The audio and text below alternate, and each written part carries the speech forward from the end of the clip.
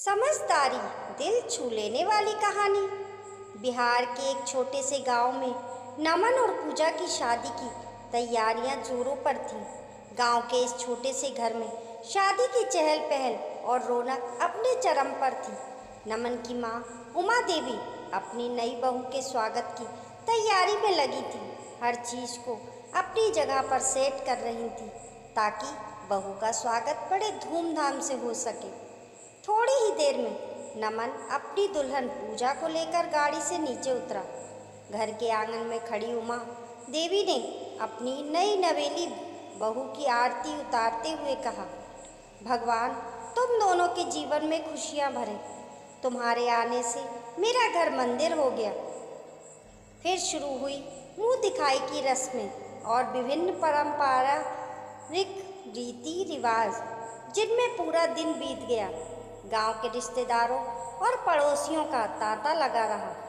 हर कोई इस नई बहू को देखने और आशीर्वाद देने आया था। 2-4 दिन में मेहमानों से भरा घर खाली हो गया और अब घर में सिर्फ 5 लोग रह गए। माँ उमा देवी, बाबूजी रामनिवास, नमन, पूजा और उसका छोटा भाई अनंत। शादी हुए 10 दिन बीत चुके थे। एक दिन दोपहर को नमन पूजा से कहता है, सोच रहा हूँ कि ऑफिस ज्वाइन कर लूँ। पूजा तुरंत बिस्तर से उठ बैठ जाती है। क्या हम हनीमून पे नहीं जा रहे हैं? नमन ने हल्की मुस्कान के साथ जवाब दिया, अभी शादी में बहुत खर्चा हो गया है, आने वाले 1-2 महीने में जाते हैं ना। पूजा ने थोड़ा मासूम होकर पूछा, पक्का? नमन ने भरोसे के साथ जवाब दिया, हाँ पक्का। अगले दिन नमन ऑफिस के लिए निकल गया। शाम को जब वह घर आया तो देखा कि माँ, बाबूजी और अनंत पूजा के साथ टीवी देख रहे थे। उमा देवी ने पूजा से मजाकिया लहजे में कहा, लो आप बहू, आ गए हमारे नवाबजादे। थोड़े समय में सब डिनर करने के लिए बैठे। बाबूजी ने नमन से कहा, अब तुम्हारी शादी हो गई है, अनंत को लेकर हमें कोई चिंता नहीं है। तुम उसकी पढ़ाई देख ही रहे हो। हमारी बस एक इच्छा है कि बैकुंठ जाने से पहले हम हरिद्वार जाना चाहते हैं। नमन ने हामी भरते हुए कहा, बिल्कुल बाबूजी, मैं आप लोगों की ये इच्छा पूरी करूँगा। पूजा की तरफ देखकर नमन मन ही मन सोचने लगा कि पत्नी को खुश करूं या माता पिता की इच्छा पूरी करूं। खाना खाने के बाद नमन और पूजा अपने कमरे में गए। पूजा थोड़ी नाराज लग रही थी। नमन समझ गया कि उसे हनीमून पर जाना है। अगली सुबह वह बाबूजी से कह देता है, मैं पहले पूजा को हनीमून पर ले जाऊंगा, उसके बाद आप लोग हरिद्वार जाना। बाबूजी को बेटे की इस बेरुखी से दुख हुआ। वे बोले, मेरा तो ठीक है बेटा, लेकिन अपनी माँ के बारे में सोच, वह कल से कितनी खुश है। नमन बिना कुछ कहे चला गया। ऑफिस के लिए निकलते समय वह लंच बॉक्स भी नहीं लेकर गया। पूजा को ये बात और खराब लगी। शाम को नमन घर आया और पूजा को अपना डेबिट कार्ड देते हुए कहा, नाराज मत हो, ये लो कार्ड, तुम्हें जहाँ भी जाना है टिकट बुक कर लेना। अगले दिन नमन के फ़ोन पर बैंक का मैसेज आता है। वह समझ गया कि पूजा ने आखिर टिकट बुक कर लिया। शाम को खाने के टेबल पर सब काफ़ी खुश होकर बैठे थे। इतने में उमा देवी अपने बेटे का माथा चूम लेती हैं। नमन के चेहरे पर सवालिया निशान साफ दिखने लगते हैं।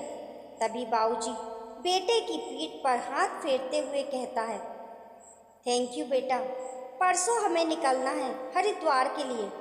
आश्चर्य के साथ नमन ने पूजा की तरफ देखा। पूजा मुस्कुरा दी। कमरे में पहुंचने के बाद पूजा ने कहा, इच्छा चाहे किसी की भी हो, पूरी होनी चाहिए। क्या हुआ अगर पहले माँ बाबूजी घूम आएंगे? नमन ने पत्नी को गले लगाते हुए कहा, माता पिता को सर्वश्रेष्ठ बनाकर तुमने सच में घर को मंदिर बना दिया। नमन की आंखों में आंसू थे, लेकिन वो खुशी के आंसू थे। उसने एहसास महसूस किया कि उसके जीवन साथी ने उसके परिवार को जितनी खूबसूरती से स्वीकार किया है, वह वास्तव में अद्वितीय है। इस एक छोटे से लेकिन महत्वपूर्ण निर्णय ने नमन को सिखाया कि प्यार और सम्मान का सही अर्थ क्या होता है। नमन और पूजा की इस समझदारी भरी सोच ने उनके रिश्ते को और भी मजबूत बना दिया। कुछ ही दिनों बाद नमन ने अपने माता पिता को हरिद्वार भेज दिया। वहां जाकर उनके माता पिता ने गंगा में डुबकी लगाई और मंदिरों में दर्शन किए। ये यात्रा उनके जीवन की सबसे खास यात्रा बन गई।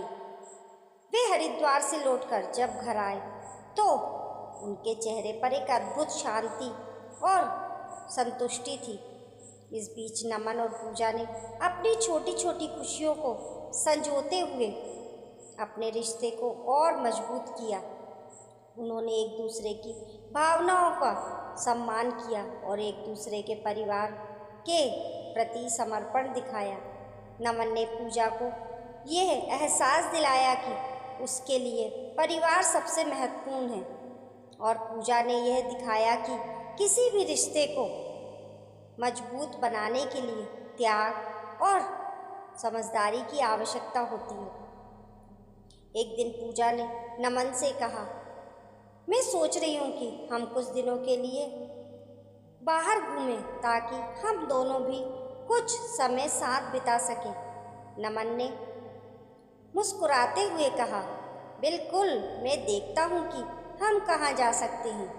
अगले कुछ दिनों में नमन ने हनीमून की सारी तैयारियां कर ली और वे दोनों एक खूबसूरत जगह पर घूमने निकल गए। हनीमून की ये यात्रा नमन और पूजा के लिए एक नई शुरुआत थी। इस यात्रा में उन्होंने एक दूसरे के साथ समय बिताया, हंसी खुशी के पल साझा किए और अपने रिश्ते को और गहरा किया। इस यात्रा ने उनके रिश्ते को और मजबूत किया और उन्हें महसूस किया कि उनके जीवन में एक दूसरे का कितना महत्वपूर्ण स्थान है। वापस आने के बाद नमन और पूजा ने अपनी जिम्मेदारियों को और भी अच्छे से निभाना शुरू कर दिया। उन्होंने अपने परिवार को भी खुश रखा और एक दूसरे को भी। नमन ने अपने माता पिता की हर इच्छा को पूरा करने की कोशिश की और पूजा ने भी उनका साथ दिया।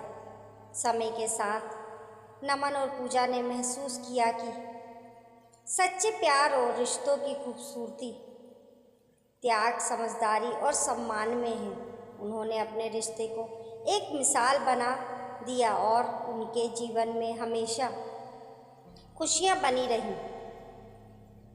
दोस्तों, ये कहानी हमें सिखाती है कि जीवन में छोटी छोटी खुशियों को संजोना और एक दूसरे की भावनाओं का सम्मान करना कितना महत्वपूर्ण है। जब भी जीवन में कोई कठिनाई आए तो हमें अपने प्रियजनों के साथ मिलकर उसे हल करने की कोशिश करनी चाहिए। यही असली प्यार और रिश्ते की खूबसूरती है। दोस्तों, आपको ये कहानी कैसी लगी कमेंट करके ज़रूर बताइए। पसंद आने पर लाइक और शेयर करें। ऐसी ही अच्छी अच्छी कहानियों के लिए चैनल को सब्सक्राइब करना ना भूलें। मिलते हैं फिर एक नई कहानी के साथ।